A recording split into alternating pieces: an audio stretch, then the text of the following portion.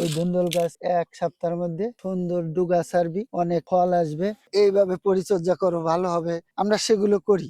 আসসালামু আলাইকুম সুপ্রিয় দর্শক, আমি আছি একটি ধুন্দুলের জমিতে। আমার কৃষক ভাই ধুন্দুল চাষ করেছেন। এই ধুন্দুলের বয়স প্রায় ২ মাস হয়ে গেছে। ৪৫ দিন বয়সেই প্রথমবার ধুন্দুলের ফলন তুলে ফেলেছেন এবং দ্বিতীয় ধাপে যাতে ভালো ফলন আসে এবং কি বর্তমানে বাজার ভালো, এই জন্য উনি ধুন্দুলে সার দিচ্ছে। তো ধুন্দুলে ৬০ দিন বয়সের গাছে কিভাবে সার দিতে হয় সেই জিনিসটা আপনাদেরকে দেখাবো। তো কৃষক ভাইয়ের কাছ থেকে আমরা দেখব। আমার সাথে রয়েছেন মোফাজ্জল হোসেন ভাই। কিভাবে ধুন্দুলে সার দিতে হয় আমরা দেখে আসি। ধুন্দুলের বয়স ২ মাস, সোয়া ২ মাস হয়েছে।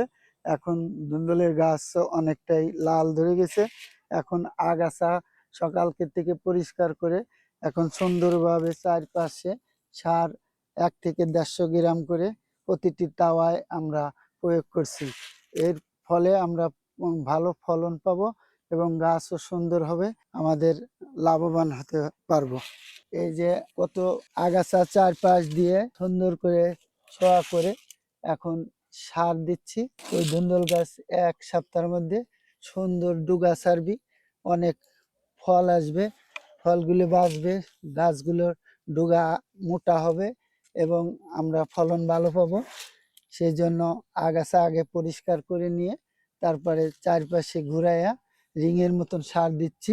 এখন এই ধুন্দুল সামনে অনেক ধরবে, আমরা লাভবান হব, তাতে বাজারও ভালো। এখন বর্তমান ৩০ টাকা কেজি, প্রতি কেজি বিক্রি হচ্ছে। ধুন্দুলে ভালো পয়সা পাচ্ছি এবং এরকম বাজার থাকলে আমরা অনেক লাভবান হব কৃষক।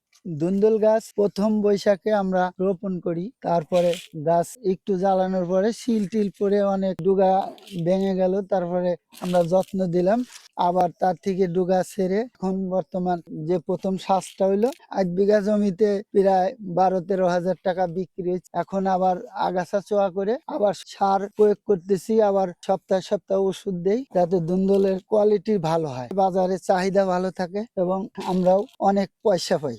১২ শতাংশ বুইতে ইন্টুরালে লাস্ট পর্যন্ত ৩০,০০০-৩৫,০০০ টাকা বিক্রি হবে, তাতে অন্যান্য ফসল থেকে খরচ কম এবং ভালো ফলন আসে।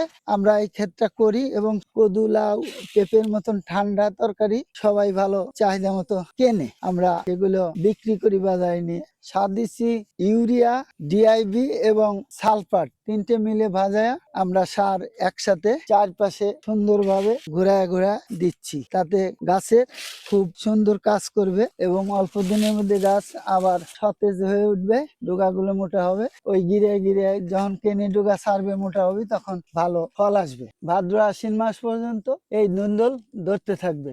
আবার এই শ্বাস যাওয়ার পরে আবার আমরা আগাছা ছোয়া করে আবার ধুন্দুল খেতে এরকম পরিচর্যা দেব। পরিচর্যা দিলে আবার নতুন ডোগা হবে, আবার সাজ আসবে। ধুন্দুল খেত আমরা প্রতি বছরই করি, গোবর সার অনেকগুলো করে দিয়ে তাওয়া করে সন্নি করে দিয়ে থাকি এবং বৃষ্টি পাইলে চারপাশে যে ঢালু করে দিচ্ছি, বৃষ্টির পানি এই ড্রেনে যায়, বাহির হয়ে যায়, গাছে পানি বাঁধে না, গাছ দুর্বল হয় না এবং মরেও না। কৃষি অফিসার আসে, তারা পরামর্শ দেয়, আমাদের ফসলের যদি কোনো সমস্যা হয় তারা আমাদের এই ওষুধ দিতে বলে বা এইভাবে পরিচর্যা করো, ভালো হবে, আমরা সেগুলো করি।